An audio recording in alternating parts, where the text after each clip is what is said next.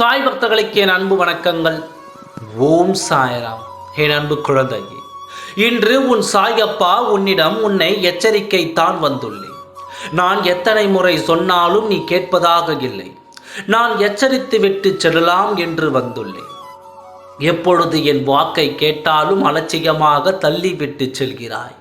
உன் வாழ்க்கையில் வரும் இன்னல்களில் இருந்து நான் கொடுக்கும் தண்டனையில் இருந்து நீ தப்பித்து கொள்ளலாம்.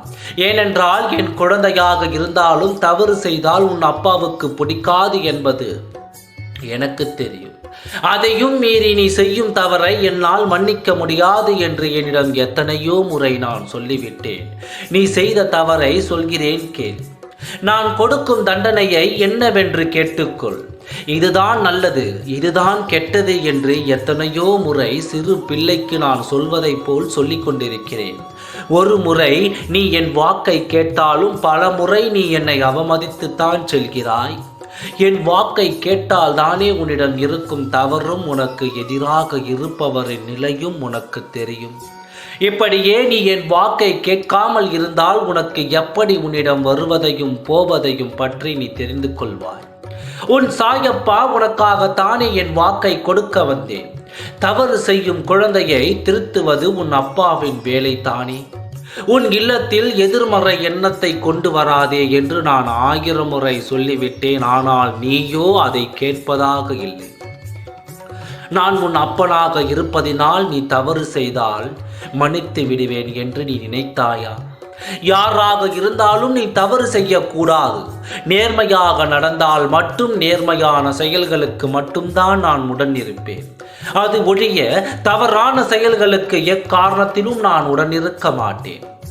நான் வேண்டாம் என்ற காரியத்தை நீ செய்தால் உன் சாயப்பாவிற்கு அங்கு என்ன மரியாதை? நான் உன்னுடன் இருக்கிறேன் என்று நான் சொல்கிறேன். உன் இல்லத்திற்குள் இந்த தவறான செயலை செய்யாதே. நான் சொல்லியும் மீண்டும் மீண்டும் நீ அதைத்தான் செய்து கொண்டிருக்கிறாய். நீ செய்யும் காரியத்தால் உன் இல்லத்தில் என்னால் இருக்க முடியவில்லை. நான் வெளியேறிவிட்டால் உன்னுடன் இருக்கும் தீய சக்திகள் உன்னை அழித்துவிடும் என்று தான் நான் பொறுமையாக இருக்கிறேன்.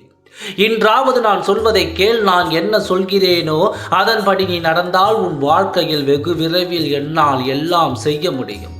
உன் வாழ்க்கையில் அதிரடியான மாற்றங்களையும் என்னால் செய்ய முடியும். என்னை வெளியேற்றும்படி எந்த காரியமும் செய்து விடாதே. உன் வாழ்க்கையை மாற்ற இந்த நாட்களும் இந்த வருடங்களும் பற்றாது. இப்பொழுதுதான் உன் வாழ்க்கையை மாற்ற சிறிது சிறிதாக மாற்றம் ஆரம்பித்துள்ளேன். நாளை உன் வாழ்க்கையில் ஒரு அதிசயம் நடக்கப் போகிறது. நாளை முதல் உன் வாழ்க்கை மாறும் என்ற நேரத்தில் உன் இல்லத்தில் எதிர்மறை எண்ணங்களையும் செய்து கொண்டு இருந்தால் அந்த மாற்றங்களும் அந்த வலியும் மறைந்துவிடும். அதனால் தான் சொல்கிறேன், உன் எதிர்மறை எண்ணங்களை தொலைத்துவிடு. எத்தனை கோபம் வந்தாலும் வேண்டாத வார்த்தைகளை உன் இல்லத்தில் பேசாதே. மனதை கட்டுப்பட்டுக்கொள்.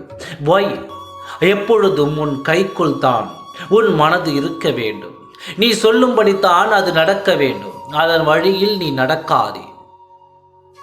நல்ல காரியங்களையும் நல்ல வார்த்தைகளையும் பேசிக்கொண்டு இருந்தால் நல்லதே நடக்கும். உன்னை சுற்றி நல்லது நடக்கும். ஓம் சாய்ராம். நன்றி, வணக்கம்.